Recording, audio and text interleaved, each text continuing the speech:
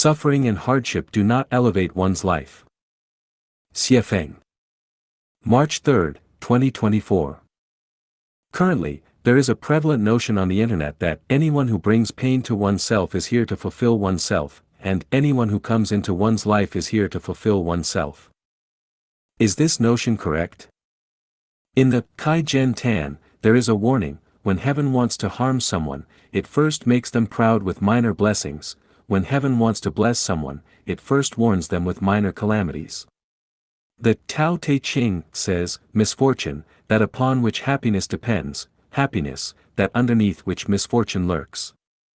From the perspective of Tai Chi thinking, fortune and misfortune are intertwined, pain and happiness coexist, and hardship and enjoyment go hand in hand.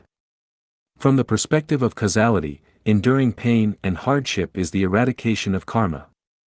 From this, we understand that experiencing pain and hardship on life's journey has its positive side. As long as one recognizes this, one will not be defeated by pain and hardship because the overall energy of the universe balances out. Behind pain and hardship lies happiness and enjoyment. However, the notion that anyone who brings pain to oneself is here to fulfill oneself, and anyone who comes into one's life is here to fulfill oneself, is erroneous. This is because the opposite implication of this notion is, anyone who brings happiness to oneself is here to harm oneself, and anyone who comes into one's life is here to deceive oneself. Ask yourself, is someone who brings you joy, happiness, freedom, and blessedness harming you? Is someone who leads you into heaven harming you? Please ask yourself, if a villain stabs your parents or children to death with a knife, causing you pain, can you say that the person causing you pain is here to fulfill you? If rulers oppress you, exploit you, suppress you, and make you suffer, can you say that they are here to fulfill you? If the notion that anyone who brings pain to oneself is here to fulfill oneself were valid, then untrustworthy people, thieves, robbers, bullies, thugs, tyrants, cruel officials, counterfeit goods, drugs, and so on would be here to fulfill you, right? Would gods and Buddhas come to save you and bring you peace and happiness, just to harm you? Looking back at history, human history is a history of suffering, and the lives of the vast majority of people are mostly made up of pain.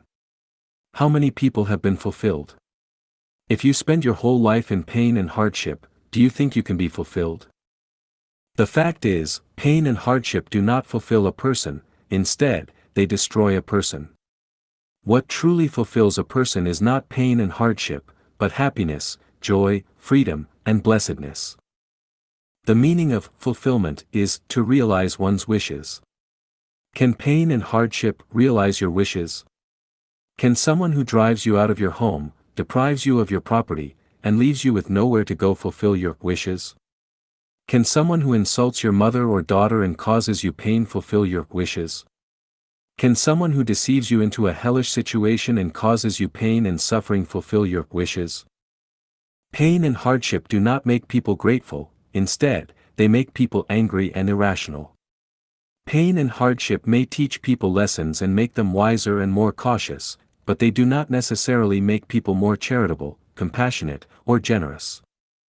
The more civilized and orderly a place is, the happier, freer, and more joyful it is, the more it can help people to become celestial beings, Buddhas, and to achieve their best wishes. Conversely, the more barbaric and backward a place is, the more it is filled with lies, deceit, deprivation, and cruelty, the more it tends to breed demons and monsters. Do you still believe in the notion that anyone who brings pain to oneself is here to fulfill oneself? Summons for living souls.